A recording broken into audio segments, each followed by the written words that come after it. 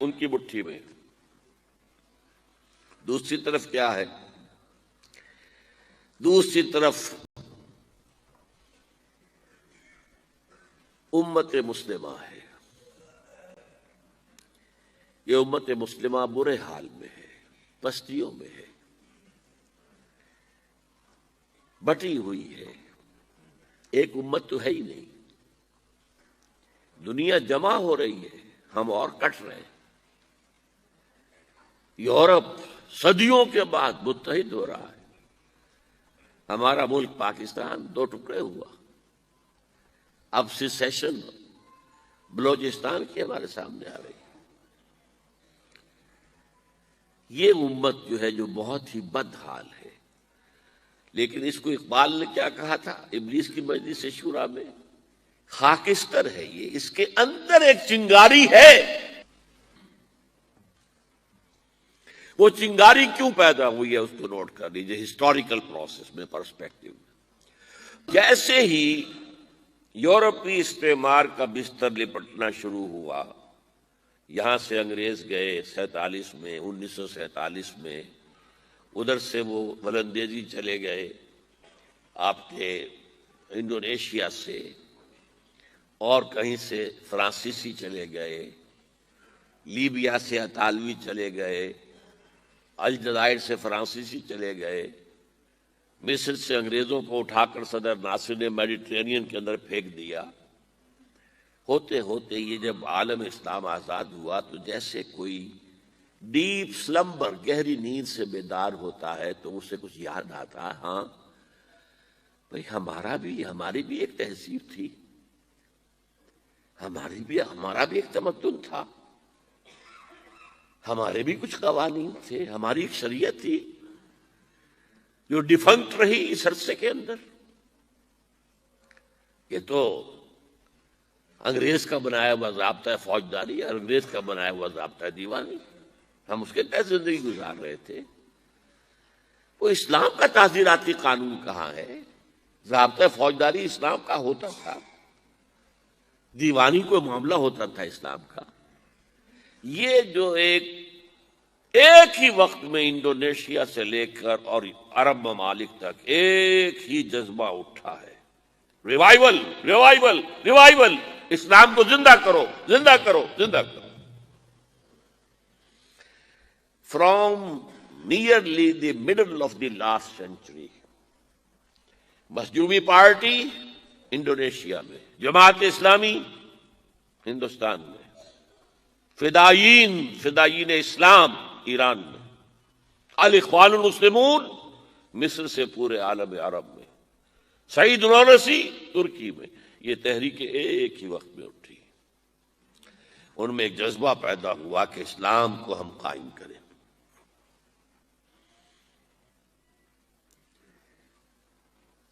ان تہذیبوں نے، ان تحریکوں نے ایک چیز تو بہت عام کر دی ہے، اللہ کا شکر ہے، بہت عام کر دی ہے۔ وہ تصور اب چلا گیا، اب کچھ لوگ جو ہیں بہت ہی دقیانوسی لوگ لے کر بیٹھے ہوئے ہیں اس تصور کو، لیکن جو بھی ذرا بیدار ہے، اس کے اندر تھوڑی سی بھی اندر ایلومینیشن آ گئی ہے، وہ جانتا ہے اسلام صرف مذہب نہیں، دین ہے، مکمل نظام زندگی ہے، اور دین اپنا غلبہ چاہتا ہے۔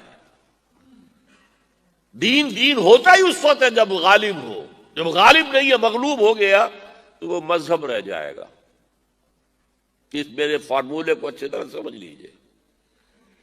انگریز آیا، دین اب انگریز کا ہو گیا، قانون اس کا ہوگا، اپنا قانون اپنے گھر میں رکھو، ہاں نمازیں پڑھو، روزے رکھو، ہمیں کوئی اعتراض نہیں۔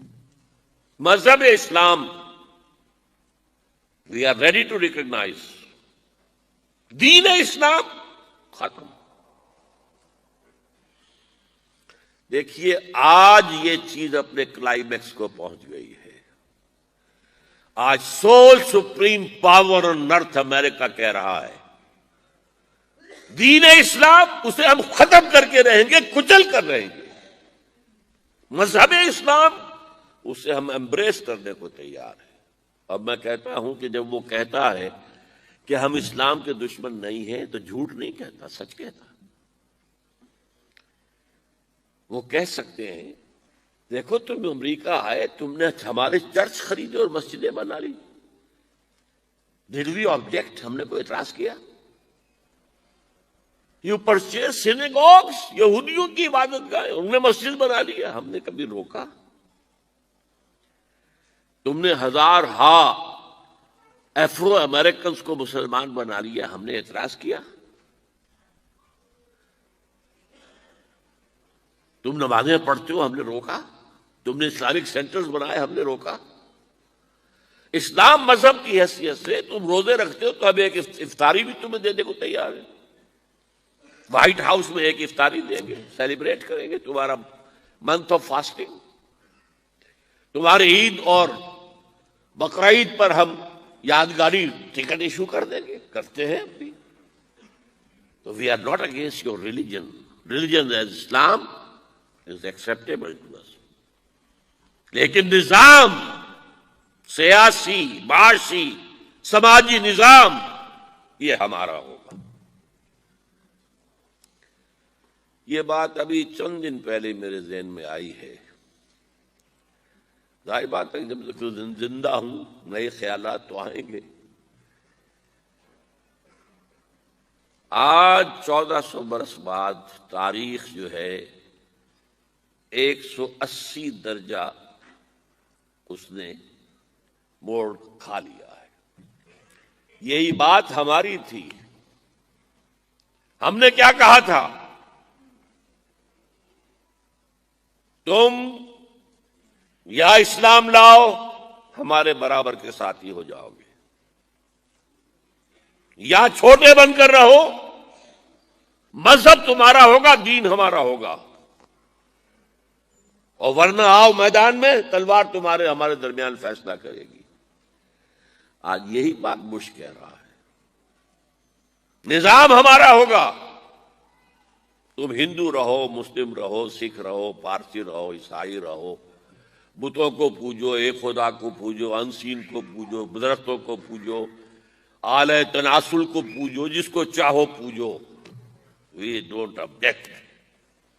کوئی تہوار بناؤ، ہمیں کوئی اعتراض نہیں، لیکن نظام، دی پولیٹیکو سوشو اکنامک سسٹم، وہ ہمارا رہے۔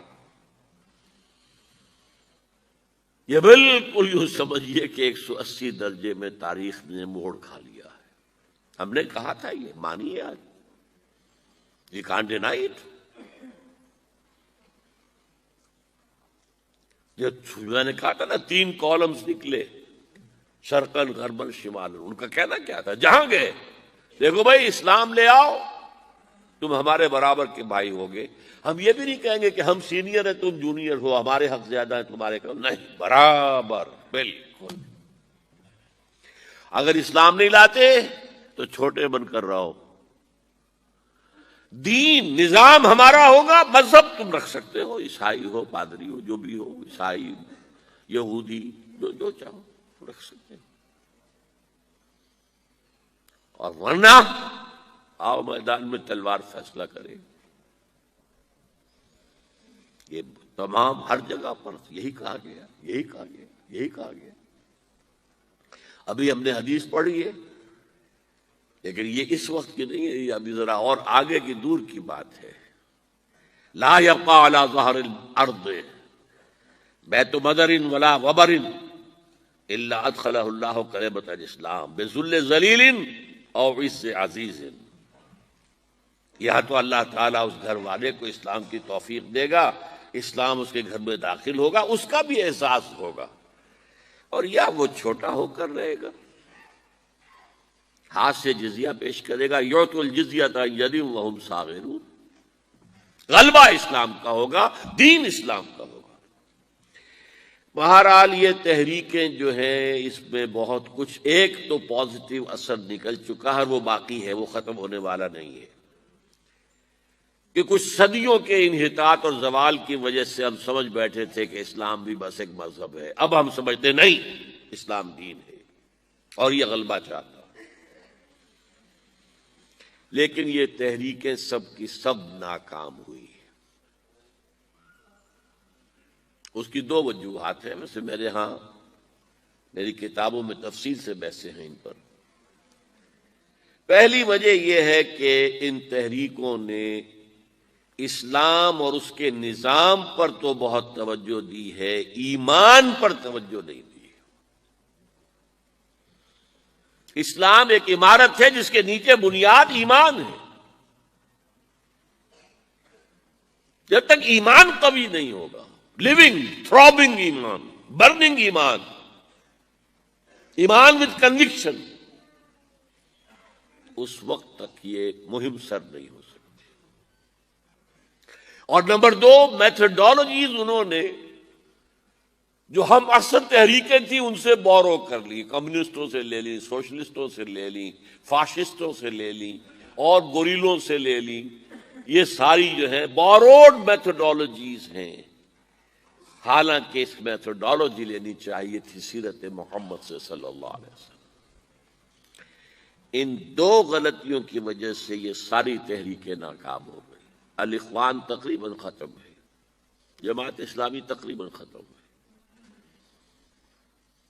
اور بھی تحریکیں، فدائین اسلام کا تو پھر کہیں ذکر ہی نہیں ملا، یہ تو بعد میں وہاں مجاہدین خلق وغیرہ پیدا ہوئے، لہذا یہ تحریکیں ناکام ہو چکی ہیں۔ اور اب ہونے والا کیا ہے اس کیفیت میں؟ نے بتا دیا، ایک طرف وہ ہے، ایک طرف یہ ہے۔ اب جو ہونے والا ہے، نمبر ایک، فوری طور پر تیسری عالمگیر جنگ جو سر پر کھڑی ہوئی ہے، آرمیگڈون جسے وہ کہتے ہیں بائبل کی اصطلاح میں، اور الملحمۃ الکبریٰ یا الملحمۃ العظمیٰ یہ حدیث کے اندر کہا گیا ہے۔ متفق گردید رائے بو علی بارائے من، انجیل کے آخری کتاب ریولیشنز آف جان، اس میں آرمیگڈون، اگر ڈکشنری میں دیکھیں گے تو آپ کو معنی ملیں گے آرمیگڈون کے، a very big war which will be fought between the forces of evil and good before the end of this world۔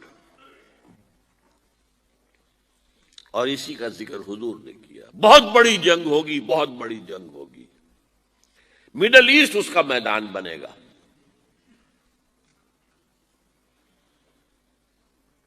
اور اس جنگ کے اندر عربوں کا شدید نقصان ہوگا، شدید نقصان ہوگا، شدید نقصان ہوگا، تہس نہس ہوں گے۔ حضور نے فرمایا کہ ایک باپ کے اگر 100 بیٹے ہوں گے تو 99 ختم ہو جائیں گے، ایک بچے گا۔ یہ حدیث ہے، کتاب الملاحم پڑھیے۔ یہ ملاحم کسے کہتے ہیں؟ لحم، گوشت کو کہتے ہیں۔ جنگوں میں کیا ہوتا ہے؟ گوشت کے ٹکڑے اڑتے ہیں نا، اسی طرح ملحم کہتے ہیں عرب، سعودی عرب میں آپ نے دیکھا ہوگا قصائی کی دکان جو ملحم ہے، گوشت لحم جہاں پر کاٹ کاٹ کے بیچا جاتا ہے، ملحم۔ تو ملحمہ جنگ کو کہتے ہیں، ملاحم اس کی جمع ہے۔ الملحمۃ العظمیٰ، الملحمۃ الکبریٰ، یہ دو الفاظ حدیث میں آئے۔ عربوں پر یہ عذاب کیوں آئے گا؟ سمجھ لیجئے کہ امت مسلمہ اگرچہ پوری مجرم ہے اس وقت، پوری دنیا میں کسی ایک ملک کے اندر بھی اسلام کا نظام قائم نہیں ہے، اور اسی لیے ضربت علیہم الذلۃ والمسکنۃ وباؤوا بغضب من اللہ، آج ہم اس عذاب میں مبتلا ہے۔ میری کتاب موجود ہے اس پر، سابق اور موجودہ مسلمان امتوں کا ماضی، حال اور مستقبل ہے۔ آج کیوں ذلیل کہ کل تک نہ تھی پسند گستاخی فرشتہ ہماری جناب نے؟ اس کا جواب یہ ہے، ان میں سب سے بڑے مجرم عرب ہیں، جن کا جتنا اونچا رتبہ ہوتا ہے اتنا ہی پھر ان کی جرم کی سزا بھی سخت ہوتی ہے۔ ازواج مطہرات سے کہہ دیا گیا تھا کہ تم کوئی غلط حرکت کرو گی تمہیں دوہری سزا ملے گی۔ تم محمد کے گھر میں رہتی ہو صلی اللہ علیہ وسلم۔ اسی طرح عربوں میں سے تھے حضور رسول عربی، رسول ہاشمی، اور نمبر 2 ان کی مادری زبان میں اللہ کا کلام موجود ہے، انہیں اسے سمجھنے کے لیے کوئی مشقت اور محنت نہیں کرنی پڑتی۔ پھر بھی مغربی کولونیل کا بستر جیسے جیسے طے ہونا شروع ہوا اور عرب ممالک آزاد ہونے شروع ہوئے، کسی نے ماسکو کو قبلہ بنا لیا، کسی نے واشنگٹن کو، اسلام کو کسی نے اپنا قبلہ نہیں بنایا۔ میرے اپنے اندازے میں ہولوکاسٹ جو ہوا تھا پچھلی صدی میں، اس کو 10 سے ضرب دے دیجئے، اتنا بڑا ہولوکاسٹ مڈل ایسٹ میں ہوگا اس ملحمۃ العظمیٰ اور ملحمۃ الکبریٰ کے ذریعے سے۔ بہت برے دن آ رہے ہیں، بہت برے دن آ رہے ہیں، بہت برے دن آ رہے ہیں۔ البتہ اس کے بعد پانسا پلٹے گا۔ اس پانسا پلٹنے کی کیا وجہ ہوگی وہ بھی میں آپ کو بتا دوں۔ مسلمانوں کو دوبارہ فتح ہونی شروع ہوگی، مسلمان پہلے تو یہ سارے عرب ممالک نکل جائیں گے، گریٹر اسرائیل بن جائے گا گویا کہ، عراق ہے، شام ہے، سعودی عرب میں وہ آ جائیں گے، مدینے کے قریب تک مدینے کے اندر داخل نہیں ہو سکیں گے، وہ اللہ کی طرف سے خاص پروٹیکشن اس سے ہوگی، باقی وہ اپنا گریٹر اسرائیل بنا لیں گے۔ پھر جو ہے there will be a reversal، اور اس ریورسل میں مسلمان دوبارہ ریگین کریں گے اپنے کھوئے ہوئے علاقوں کو۔ اس میں 3 واقعات کو ذہن میں رکھیے۔ پہلی بات وہ جو میں کہہ چکا ہوں کہ کسی نہ کسی ملک میں، کسی عجمی ملک میں، عربوں پر تو عذاب آ جائے گا، آخری عذاب آئے گا، عجمی مسلمان ملک میں، نظری طور پر ایران بھی ہو سکتا ہے، افغانستان، پاکستان، اور کسی درجے میں بھارت، وہاں بھی تو آخر 20 کروڑ مسلمان ہیں۔ لوگ 18 کہہ دیتے ہیں اور وہ 12 بھی کہہ دیتے ہیں کہ 20 یا 25 کروڑ مسلمان بس رہا ہے ہندوستان کے اندر۔ بہرحال یہ جو دوبارہ پھر مسلمان جو ہیں ابھریں گے، اس میں پہلا سبب کیا ہوگا کہ کسی علاقے میں، عجمی مسلمان علاقے میں، خلافت علی منہاج النبوہ قائم ہو جائے گی۔ میرے نزدیک پاکستان اور افغانستان،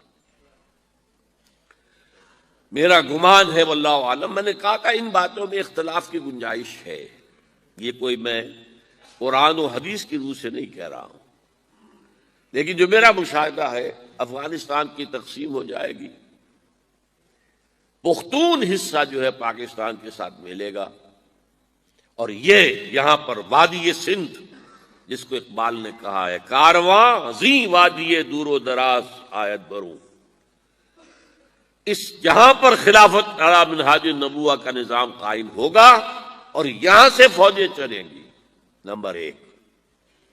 نمبر 2، عرب کے ریگزار میں 15ویں صدی کے مجدد کا ظہور ہو جائے گا۔ مہدی کو ہم مانتے ہیں مجدد، شیعہ مانتے ہیں 12ویں امام جو چھپے ہوئے ہیں،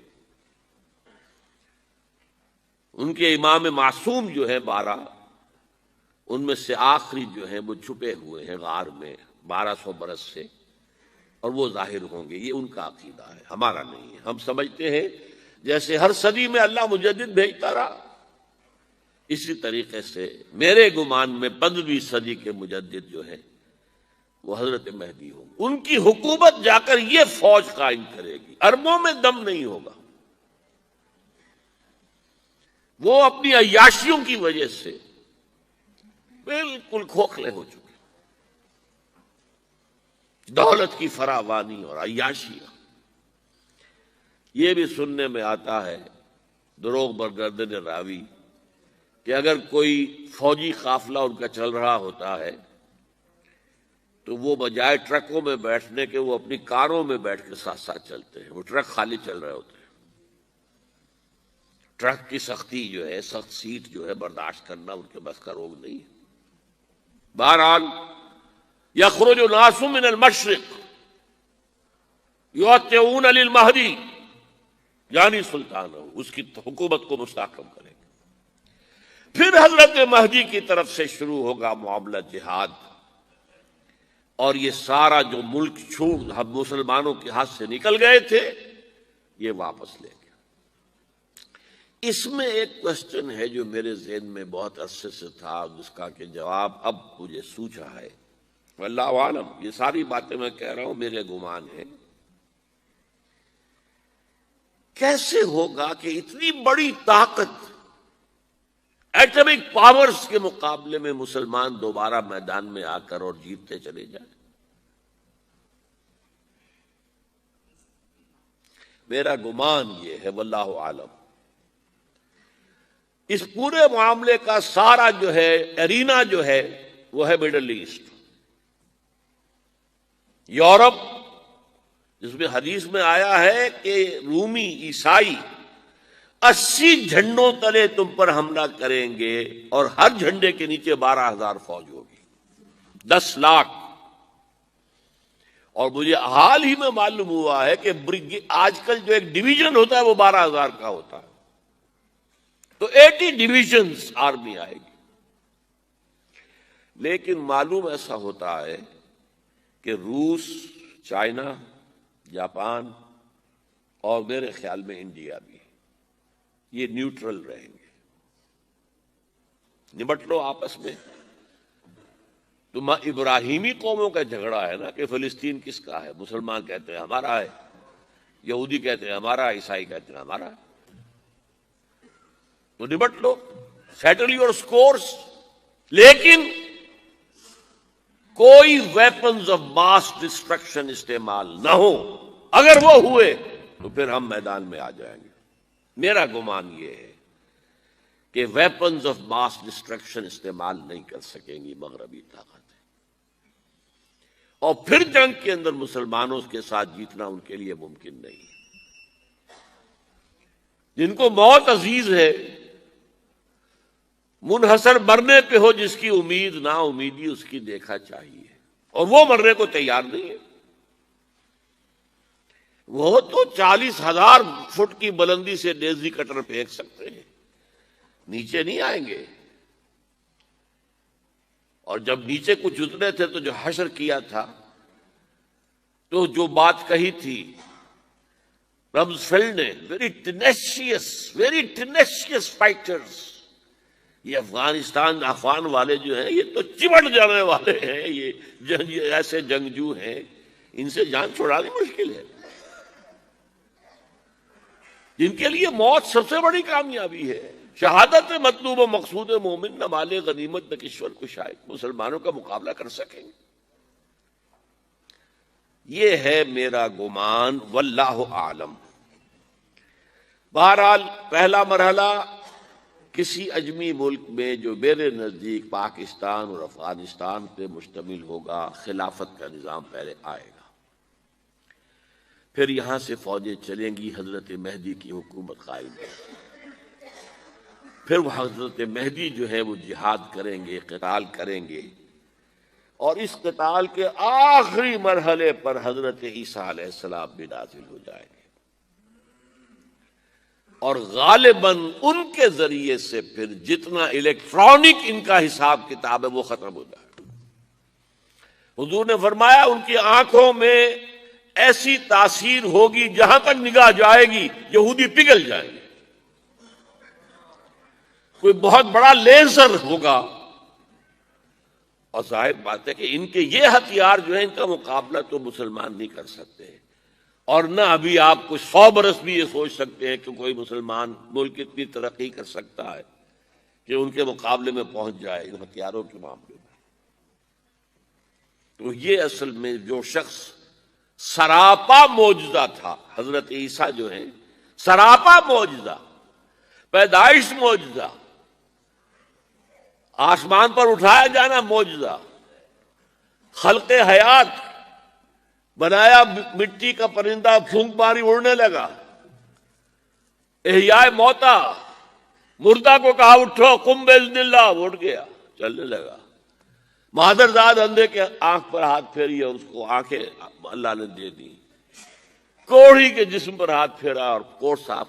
اس سے بڑے معجزے تو کسی کو دیے ہی نہیں گئے، سراپا معجزہ۔ وہی آ کر آخری جو بھی ہوگا معاملہ، اس کے اندر حضرت عیسیٰ کی معجزاتی شخصیت جو ہے در حقیقت وہ فیصلہ کن ہوگی۔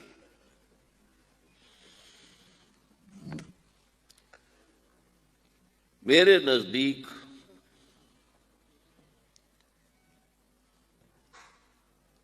یہ ہیں وہ چیزیں جس کی بنا پر میں سمجھتا ہوں کہ حالات جو ہیں جدھر جا رہے ہیں، حضرت عیسیٰ کے آنے کے بعد دو نتیجے نکلیں گے۔ عیسائیوں کا مذہب ختم ہو جائے گا۔ حدیث میں آیا ہے کہ عیسیٰ آئیں گے، یکسر الصلیب و یقتل الخنزیر، صلیب کو توڑ دیں گے۔ کیا مطلب؟ کہاں تم صلیب اٹھائے پھر رہے ہو؟ میں صلیب دیا ہی نہیں گیا، یہ سب تمہارا ایک من گھڑت قصہ ہے، مجھے تو اللہ نے پہلے اٹھا لیا تھا۔ وما قتلوہ وما صلبوہ،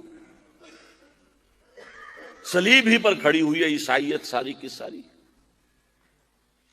اور خنزیر کو قتل کر دی۔ خنزیر تم نے کیسے حلال کر لیا اپنے لیے؟ کبھی اسلامی شریعت کے اندر موسیٰ کی شریعت میں حرام تھا، وہی موسیٰ کی شریعت میں تمہیں دے کر گیا تھا۔ Don't think I have come to destroy law, یہ لا تم پر نافذ رہے گا۔ گویا کہ عیسائی مذہب ختم ہو کر اسلام میں منتخب ہو جائے گا، یہودی ایک ایک ختم کر دیا جائے گا۔ یہودی کیوں اس انجام کے مستحق ہیں؟ اللہ کا پرانا قاعدہ چلا آ رہا ہے، جس قوم کی طرف کسی رسول کو بھیجا، اگر قوم نے بحیثیت مجموعی رسول کا انکار کیا، وہ ہلاک کر دی گئی۔ قوم نوح ہلاک ہوئی یا نہیں؟ قوم ہود، عاد ہلاک ہوئی یا نہیں؟ قوم سمود جن کی طرف حضرت صالح بھیجے گئے، قوم شعیب، عمورہ اور صدوم کی بستیاں، آل فرعون، یہودیوں کی طرف حضرت عیسیٰ کو رسول بنا کر بھیجا گیا تھا، انہوں نے رد کر دیا، محمد رسول اللہ کو رد کر دیا صلی اللہ علیہ وسلم۔ یہ اس سزا کے مستحق ہو چکے ہیں، لیکن وہ سزا ان کا رسول ہی ان کو آ کر دے گا، اسی لیے انہیں اٹھا لیا گیا۔ ایک پوز آ گیا ہے، مستحق تو ہو گئے تھے اسی وقت حضرت عیسیٰ کے زمانے میں کہ ہلاک کر دیے جائیں، لیکن حضرت عیسیٰ کے زمانے میں حضرت عیسیٰ کو اٹھا لیا اور ان کا معاملہ جو ہے وہ ملتوی کر دیا۔ جیسے کسی کو پھانسی کی سزا تو ہو جائے لیکن ابھی ایگزیکیوشن نہیں ہوئی ہے، ایگزیکیوشن جو ہے وہ ڈیفر ہو گئی۔ یہودی ختم، عیسائیت ختم، اور عیسائی سب مسلمانوں کے ساتھ شامل ہو کر ایک ملت واحدہ بن جائیں گے۔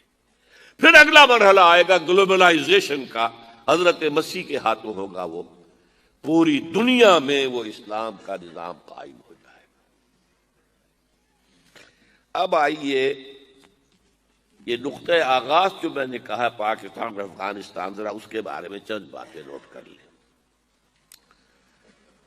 نوٹ کیجئے، اس پر میری تفصیلی گفتگو پہلے ہو چکی ہیں، اور استحکام پاکستان نامی میری کتاب موجود ہے، اس میں تفصیل سے میری یہ بحثیں لکھی بھی موجود ہے۔ دیکھیے، مجددین امت کا سلسلہ جو شروع ہوا ہے پہلی صدی سے، اور حضور نے فرمایا ان اللہ یبعث فی ہذہ الامت علی رأس کل مئۃ عام من یجدد لہا دینہا۔ اللہ تعالیٰ اس امت کے اندر، مسلمانوں کے اندر، ہر صدی میں ایسے لوگ پیدا کرے گا جو دین کو تجدید کریں گے، دین کو تازہ کر دیں گے۔ 1000 برس تک مجددین عالم عرب میں آئے، اور 1000 اللہ کا ایک دن ہوتا ہے، وہ ایک دن پورا ہوا دوسرا دن شروع ہوا 11ویں صدی سے ہجری سے، تو یہ مرکز تبدیل ہو گیا اب عالم عرب کی بجائے ہندوستان۔ مجدد الفسانی، شاہ ولی اللہ، سید احمد بریلوی اور شیخ الہند 11ویں 12ویں 13ویں 14ویں صدی کو، گویا کہ تاریخ اپنے آپ کو تیار کر رہی ہے کہ اسلام کی نشرت ثانیہ کا آغاز اس خطے سے ہوگا۔ قرآن مجید میں آتا ہے سورہ سجدہ جو حضور کو بہت محبوب تھی، یدبر الامر من السماء الى الارض ثم يعرج الیہ فی یوم کان مقدارہ الف سنۃ مما تعدون۔ اللہ کے جو پلانز ہوتے ہیں وہ 1000 سال کا ایک دن کا ہے، اس کا دن ایک دن تمہارے تعداد کے حساب سے 1000 سال کا تدبیر کرتا ہے۔ وہ کسی بڑے واقعے کے لیے تمہید شروع ہو جاتی ہے۔ احیاء اسلام اس خطے سے ہوگا، اس کی تمہید پہلی کیا ہے کہ مجددین کا سلسلہ منتقل کر دیا گیا عالم عرب سے عالم ہند۔ نمبر 2، 20ویں صدی عیسوی میں 2 عظیم تحریکیں ایسی چلی ہیں کہ جن کا کوئی پیرلل، کوئی مثال پوری دنیا میں نہیں۔ آغاز میں 20ویں صدی کے جب سازشیں ہو رہی تھی یہودیوں کی اور برطانوی حکومت، پروٹیسٹنٹ نمبر 1 اور یہودیوں کا اعلی کار نمبر 1، جس کے وزیر خارجہ بالفور سے انہوں نے حق حاصل کیا تھا دوبارہ فلسطین میں آ کر آباد ہونے کا، بالفور ڈیکلریشن کے ذریعے سے 1917 میں۔ اس وقت عظیم ترین تحریک چلی، تحریک خلافت ہندوستان کے اندر۔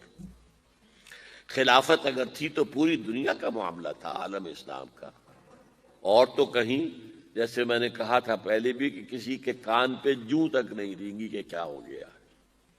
اور یہاں حال کیا ہوا، بولی اماں محمد علی کی جان بیٹا خلافت پہ دینا۔ لوگ ہجرت کر کے چلے گئے ہیں افغانستان میں، بڑی مصیبتیں جھیلی ہیں۔ پھر اس کے بعد جس طریقے سے اس تحریک کے نتائج بعد میں جو نکلے ہیں، کتنے لوگ جو ہیں وہ کالا پانی گئے، کتنے لوگوں کو پھانسیاں دی گئی، کتنے لوگوں کے ساتھ جو ہے علماء کے ساتھ، لیکن یہ تحریک ہندوستان میں چلی، کہیں اور نہیں چلی۔ پھر تحریک پاکستان، پورے دنیا میں یہ جو کولونیلزم سے نجات حاصل کی ہے، کہیں اسلام کا نام نہیں لیا گیا سوائے تحریک پاکستان کے۔ اپنے نیشنلزم کی بنیاد پر، ملے نیشنلزم کی بنیاد پر سوکارنو کھڑا ہوا ہے، عرب نیشنلزم کی بنیاد پر صدر ناصر کھڑا ہوا ہے،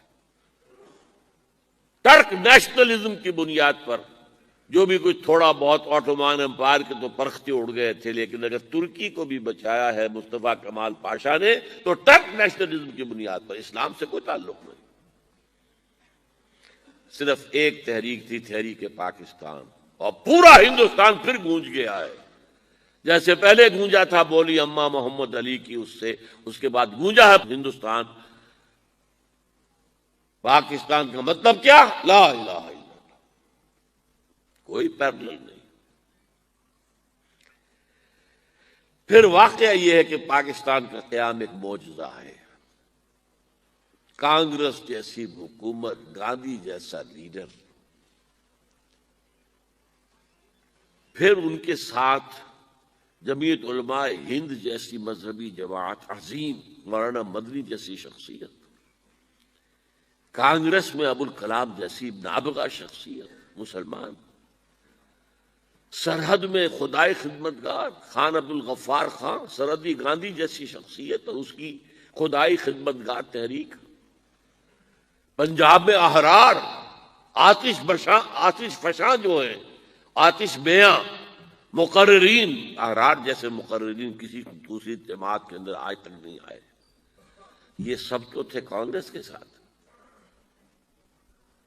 اور پاکستان کے قیام سے 1 سال پہلے قائد اعظم نے بھی 10 سال کے لیے آزاد پاکستان کے مطالبے سے دستبرداری اختیار کر دی.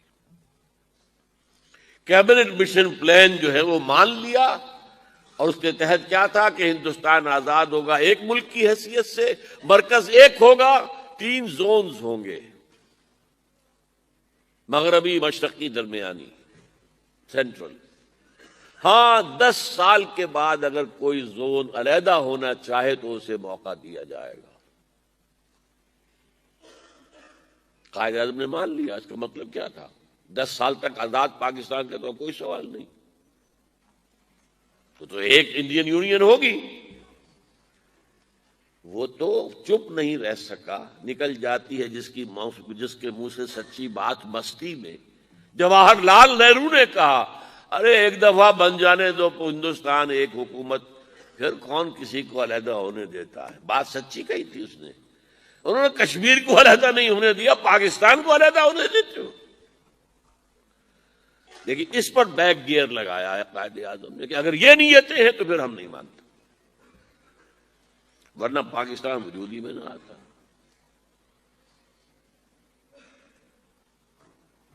اب اس پاکستان کا مقصد کیا تھا؟ 1930 میں اقبال نے جو خطبہ دیا، ایک تو وہ ہے چشم کشا. اس نے کہا تھا تقدیر مبرم ہے، ڈیسٹنی ہے کہ ہندوستان کے شمال مغرب میں ایک آزاد مسلمان ملک قائم ہوگا. اس نے ڈیسٹنی. اور اگر ایسا ہو گیا تو ہمیں موقع مل جائے گا کہ اسلام کے چہرے، روشن چہرے پر جو بدنما داغ اور دھبے دور ملوکیت میں لگ گئے ہیں، اور اس کے لیے لفظ استعمال کیا عرب امپیریلزم. میرے پہلے دن کی تقریر یاد کیجئے، اور حدیث جو 2 مرتبہ ہم پڑھ چکے، دور نبوت، دور خلافت علی منہاج النبوہ، پھر ملوکیت. اب سارا عرصہ تو ملوکیت کا ہے. 30 سال سے خلافت راشدہ کے تو دنیا اسلام کو دیکھتی ہے ملوکیت کے آئینے سے. وہ اسلام کہ جو بنو عباس کے دور میں تھا، وہ اسلام جو بنو امیہ کے دور میں تھا، وہ اسلام جو ترکوں کے دور میں تھا، وہ اسلام جو مصر میں فاطمی خلافت کے دور میں تھا، وہ تو اس کو دیکھیں گے. اور وہ بدنما داغ اور دھبے نظر آئیں گے کہ نہیں؟ تو اقبال نے کہا کہ ہمیں موقع مل جائے گا کہ اسلام کے چہرے پر جو بدنما داغ اور دھبے دور ملوکیت میں، دور عرب امپیریلزم میں لگ گئے تھے، انہیں ہٹا کر اسلام کا اصل روشن چہرہ دنیا کے سامنے لائے. اور دور ملوکیت سے پہلے کون سا روشن چہرہ تھا؟ خلافت راشدہ. گویا کہ جو مصور پاکستان ہے، جو مجوز پاکستان ہے، جو مبشر پاکستان ہے، جو مصور پاکستان ہے، اس کے نزدیک خلافت راشدہ دنیا میں دوبارہ لانا، خلافت علی منہاج النبوت کا دور لانا، یہ پیش نظر. اور اس سے بھی زیادہ واضح بات میں آپ کو سنا رہا ہوں، اور یہ میں پڑھ کر سناؤں گا تاکہ آپ اس کو. جب قائد اعظم بیمار تھے، ٹی بی 3rd سٹیج کو پہنچی ہوئی تھی، بستر مرگ پر تھے، ہمارے ہوتے تھے میو ہاسپٹل میں ٹی بی کے جو پروفیسر تھے ٹیوبرکلوز ڈیزیز کے، ریاض علی شاہ. ان کی ڈائری میں انہوں نے ایک واقعہ لکھا ہے قائد اعظم کے بارے میں، وہ ذرا آپ سن لیجیے. میں اس کو چھاپ کے لے آتا لیکن پہلے خیال نہیں آیا تاکہ آپ کے پاس بھی یہ رہ جاتا. وہ لکھتے ہیں میرے لیے یہ بات حیرت کا باعث تھی کہ لاہور سے زیارت تک کا سفر طے کر کے میں شدید بیماری میں مبتلا قائد اعظم کے کمرے میں داخل ہوا تو اس کے باوجود کہ وہ بانی پاکستان انتہائی کمزور ہو چکے تھے اور ان کا جسم کمبل میں لپٹا ہوا تھا، انہوں نے اپنا ہاتھ باہر نکالتے ہوئے مجھ سے نہایت گرم جوشی سے مصافحہ کیا اور پوچھا آپ کو راستے میں کوئی تکلیف تو نہیں ہوئی؟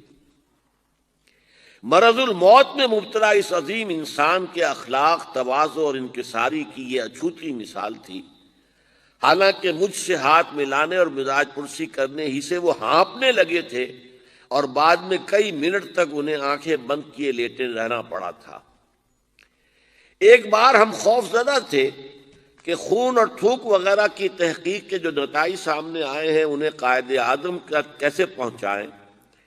انہوں نے از خود ہماری پریشانی محسوس کر لی اور بولے، آپ جو کچھ کہنا چاہتے ہیں کھل کر بیان کریں، کیونکہ بیماری کی نوعیت معلوم ہونے کے بعد میں آپ سے زیادہ تعاون کر سکوں گا۔ گھبرائیں نہیں، میں موت سے نہیں ڈرتا، کیونکہ موت کو بہرحال آنا ہے۔ البتہ اگر آپ کے پیشے کے اصول راستے میں حائل ہیں تو میں آپ کو مجبور نہیں کروں گا۔ بر صغیر کے مسلمانوں کے ایک آزاد وطن سے روشناس کرانے والے قائد اعظم کا خدا پر ایمان اور اصولوں پر یقین ہمارے لیے خوشگوار حیرت کا باعث تھا۔ قائد اعظم بظاہر ان معنوں میں مذہبی رہنما نہ تھے جن معنوں میں ہم عام طور پر مذہبی رہنما کا لفظ استعمال کرتے ہیں، لیکن مذہب پر ان کا یقین کامل تھا۔ ایک بار دوا کے اثرات دیکھنے کے لیے ہم ان کے پاس بیٹھے۔ میں نے دیکھا کہ وہ کچھ کہنا چاہتے ہیں، لیکن ہم نے بات چیت سے منع کر رکھا تھا، اس لیے الفاظ لبوں پر آ کر رک جاتے۔ اس ذاتی کشمکش سے نجات دلانے کے لیے ہم نے خود انہیں دعوت دی تو وہ بولے، اب یہ الفاظ ہے جس کے لیے میں نے یہ سارا پس منظر آپ کو سنایا۔ تم جانتے ہو جب مجھے یہ احساس ہوتا ہے کہ پاکستان بن چکا ہے تو میری روح کو کس قدر اطمینان ہوتا ہے۔ یہ مشکل کام تھا اور میں اکیلا اسے کبھی نہ کر سکتا تھا۔ میرا ایمان ہے کہ یہ رسول خدا کا روحانی فیض ہے کہ پاکستان وجود میں آیا صلی اللہ علیہ وسلم۔ اب یہ پاکستانیوں کا فرض ہے کہ وہ اسے خلافت راشدہ کا نمونہ بنائیں تاکہ خدا اپنا وعدہ پورا کرے اور مسلمانوں کو زمین کی بادشاہت دے۔ سارا میری گفتگو کا جو ہے مواد اس میں موجود ہے۔ زمین پر بادشاہت مسلمانوں کو اللہ تعالیٰ عطا فرمائے اگر پاکستان میں خلافت راشدہ کا نظام قائم کر دیا جائے۔ پاکستان میں سب کچھ ہے، اس کی پہاڑیوں، ریگستانوں اور میدانوں میں نباتات بھی ہیں اور معدنی